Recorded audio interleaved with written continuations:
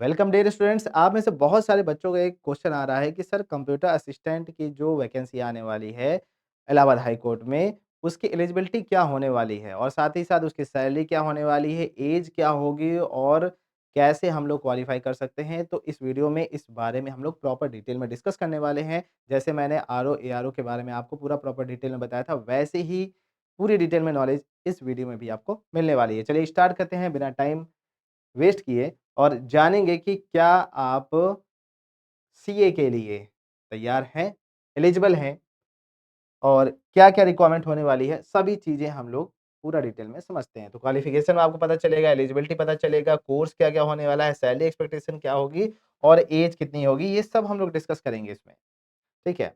तो सबसे पहले हम लोग ये डिस्कस करने वाले हैं कि भाई क्वालिफ़िकेशन क्या होगी? बहुत सारे बच्चे यहीं पे फँस जाते हैं कि सर क्वालिफ़िकेशन क्या माँगी जाती है? तो इलाहाबाद हाई कोर्ट सीए में जो क्वालिफ़िकेशन माँगी जाती है वो मिनिमम बैचलर्स डिग्री होना चाहिए। 12th वाले अप्लाई नहीं कर सकते। जो अभी अपीयरिंग में है वो भी अप्लाई नहीं कर सकते। जब आप एग्ज़ाम अप्लाई कर रहे हो तो उसके पहले-पहले आपके पास डिग्री अवेलेबल होनी चाहिए, ठीक है? तो मतलब ये है कि आप ग्रेजुएशन कंप्लीट कर चुके हैं, उसके बाद ही आप इसको अप्लाई कर सकते हैं। तो ग्रेजुएशन की डिग्री आपके पास होनी चाहिए, ग्रेजुएशन नहीं है तो आप डिप्लोमा या डिग्री इन कंप्यूटर साइंस मतलब कंप्यूटर साइंस में आपके पास कोई डिग्री होनी चाहिए। अगर वो नहीं है तो ग्रेजुएशन के साथ-साथ ध्यान दीजिएगा ग्रेजुएशन के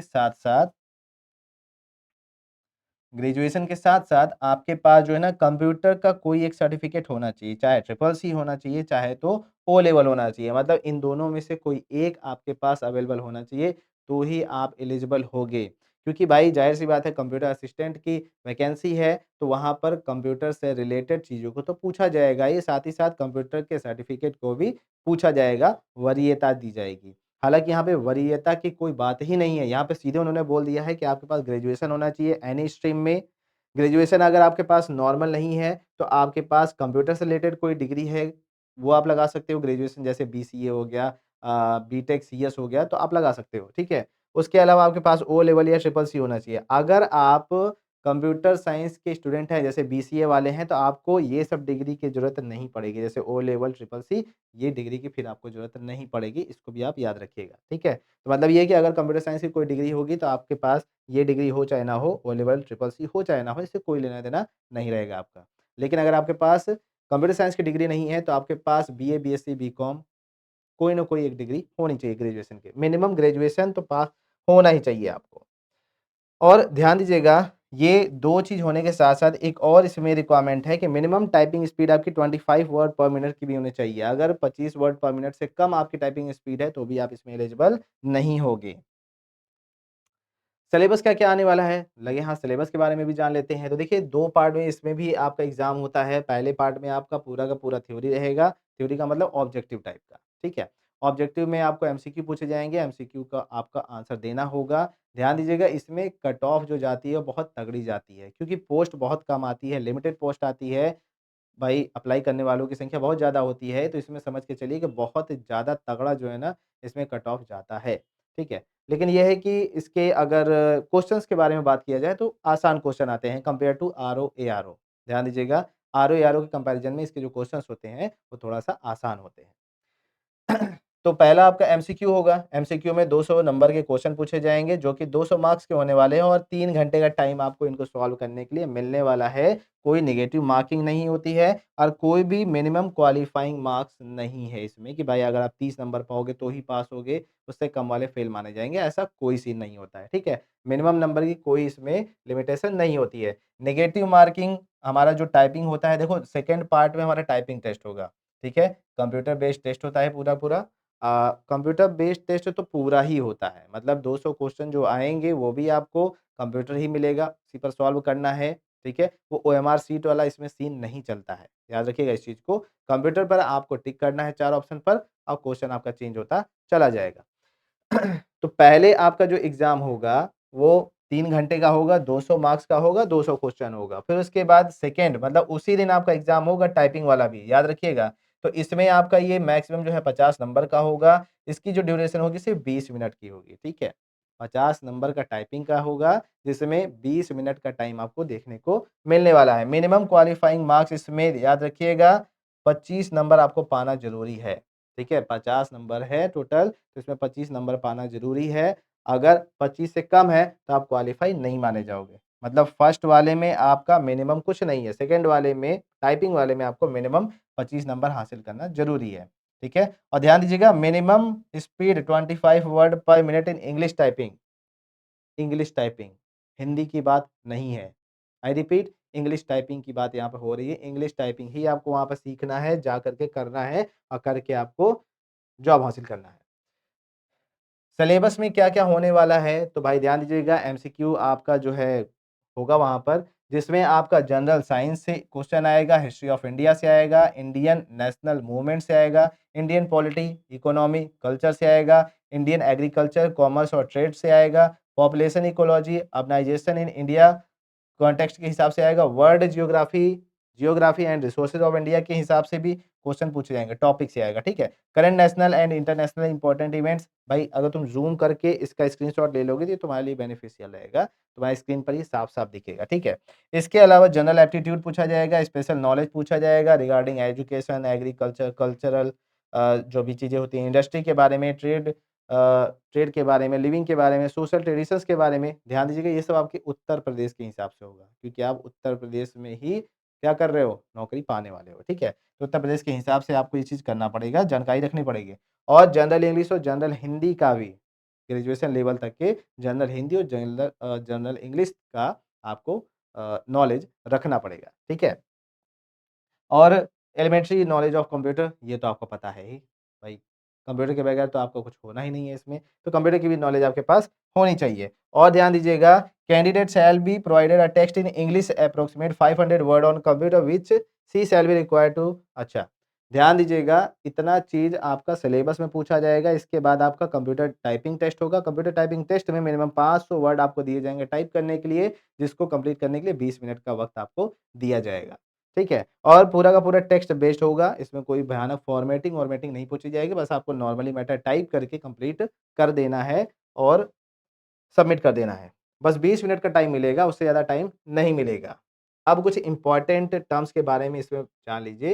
इम्पोर्टेंट टर्म्स में पहला क्या आता है, पार्ट 1 और पार्ट 2 एग्ज़ाम जो है ना सिंगल डे में होगा, लिखा हुआ है इंग्लिश में वही चीज़, सिंगल डे में होगा और सिंगल डे में आपका ध्यान दीजिएगा सिर्फ़ 15 मिनट की गैपिंग होगी, 15 मिनट के बाद आपका टाइपिंग टेस्ट भी हो जाएगा। जैसे 3 घंटा आप बैठ कर के एग्ज़ाम दिए, ठीक है? एग्ज़ाम देने के बाद आपका 15 मिनट का गैप मिलेगा और 15 मिनट के गैप के बाद आपका टाइपिंग टेस्ट भी स्टार्ट हो जाएगा। तो मतलब एक ही दिन आप फुर्सत हो जाओगे, ठीक है? टेंशन लेने की ज़रूरत नहीं है।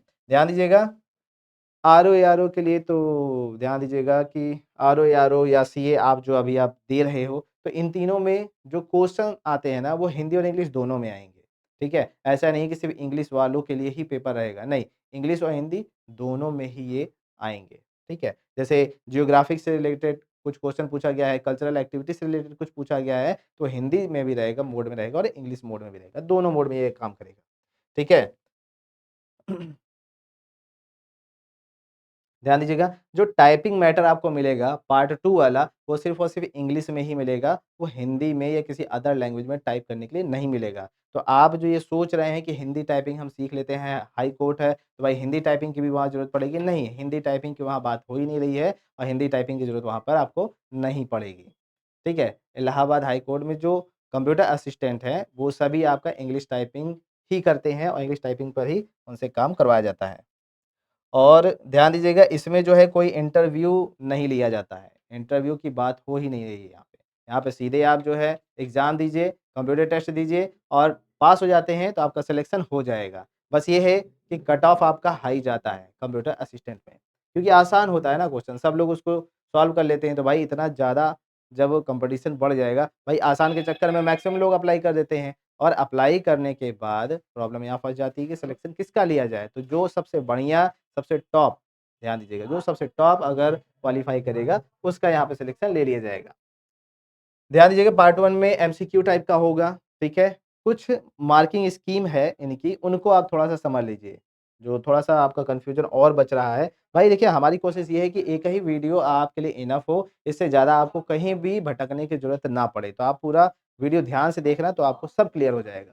तो मार्किंग स्कीम भी इनकी समझ लीजिए, कि भाई मार्किंग स्कीम में ये है कि एक मल्टीपल चॉइस क्वेश्चन का अगर आप जो है ध्यान दीजिएगा, one option corresponding to the correct answer और एप्रोप्रिएट आंसर, ध्यान दीजिएगा, आपको सिर्फ एक ही ऑप्शन चूज़ करना है, एक से ज़्यादा आप ऑप्शन चूज़ नहीं कर सकते, ठीक है? दूसरा क्या है, जितने भी क्वेश्चंस आते हैं उन सभी का जो मार्क्स है, ध्यान दीजिएगा, ईच करेक्ट आंसर शैल कैरी 1 मार्क, जितने भी सही आंसर आप दोगे सभी में आपको 1 नंबर मिलेगा, ठीक? तो इसका मतलब ये है कि 200 क्वेश्चन है तो 200 नंबर के आपके क्वेश्चन होने वाले हैं।